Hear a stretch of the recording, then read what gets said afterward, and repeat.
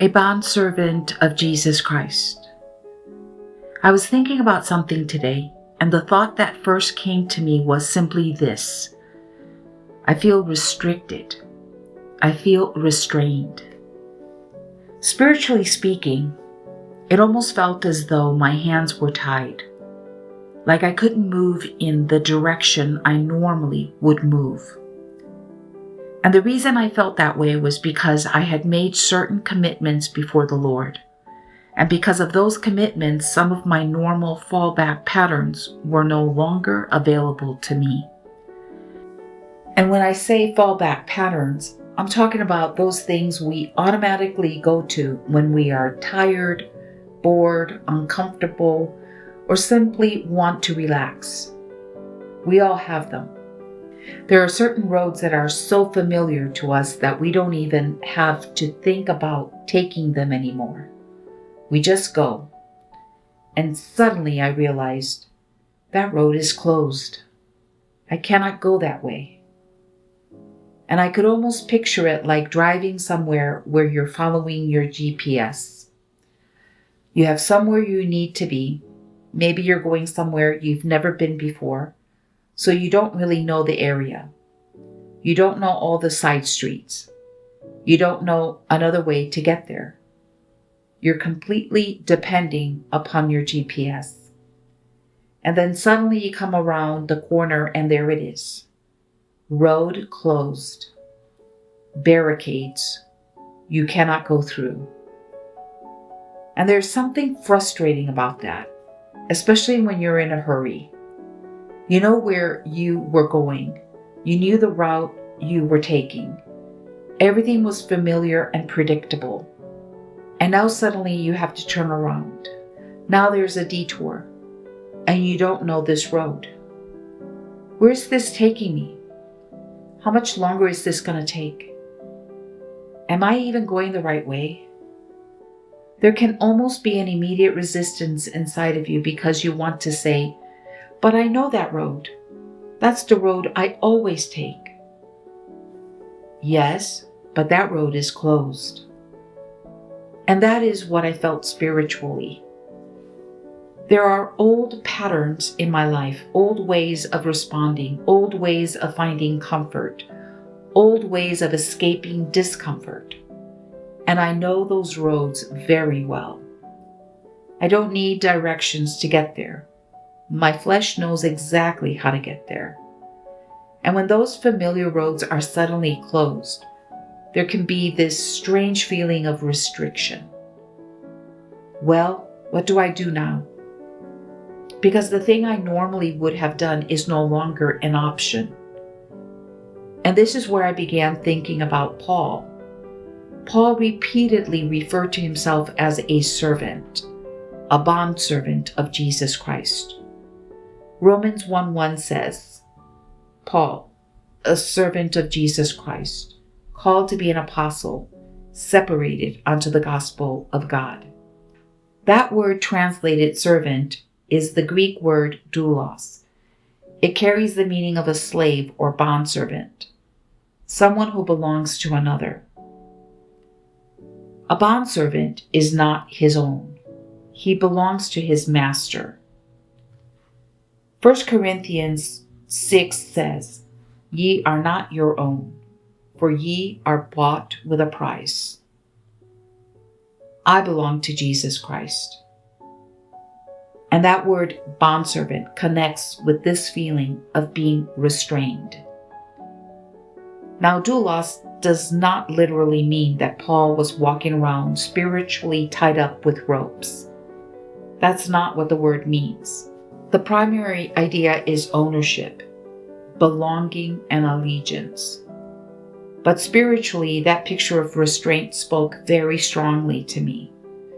Because if I belong to Jesus Christ, then I am not free to follow every impulse simply because I have the impulse. I am not free to say, well, this is what I feel like doing, therefore I'm going to do it. There is a master involved now. And maybe sometimes following Christ really does feel like coming to a road you've traveled 1,000 times before and finding a barricade across it. You cannot go this way anymore. Not because there isn't another road, not because God is trying to imprison you, but because that particular road belongs to an old way of living. And I think sometimes this is where following Christ becomes uncomfortable. Because we talk a lot about giving something up, but we don't always talk about what happens after you give it up. What do you do when the thing you normally turn to isn't available anymore? What do you do with the boredom? What do you do with the restlessness? What do you do with that feeling of, okay, now what? That is the detour. And sometimes the detour feels inconvenient because the old road was easy. The old road was familiar. You knew exactly where it went. You knew exactly what relief you were going to get from it. The new road requires something different. You have to learn another way. And perhaps that is the part of what Romans 6 is talking about when Paul describes this change of masters. We were servants of sin, but now we have become servants of God. Something has changed. I have another master now. Therefore, there are roads I cannot continue traveling simply because they are familiar to me. And maybe this is what I was really feeling when I thought, my hands are tied. What is tied? What is restrained? The old fallback system. The old pattern is being restrained. The flesh wants to turn the car down the same familiar road, and there is a barricade standing there saying, "Road closed." And I have a choice. I can sit there staring at the barricade, frustrated because I cannot have my old road. I can keep trying to negotiate my way around the barricade. I can keep asking, is there just a little opening somewhere? Can I squeeze through? Can I make an exception this one time? Or I can finally accept. That road is closed. Turn around. There is another way. And this also makes me think about what Jesus said concerning the narrow way. Narrow is the way which leadeth unto life. Matthew 7:14. The narrow way has boundaries. You cannot drive wherever you want and still say you're following the road. There are directions you have to leave behind. And yes, sometimes that feels restrictive. Sometimes obedience feels narrow. Sometimes dying to the flesh feels like losing options. But perhaps there is another way to look at it. Maybe I am not merely losing an old road. Maybe I am learning a new one. I am learning how to rest without returning to old patterns.